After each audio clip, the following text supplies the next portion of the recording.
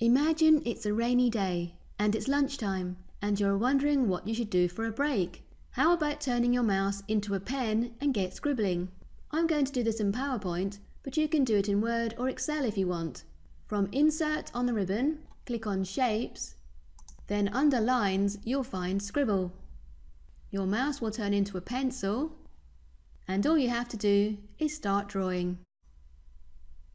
Whatever you've drawn can be formatted, and you never know, you might find your artistic side.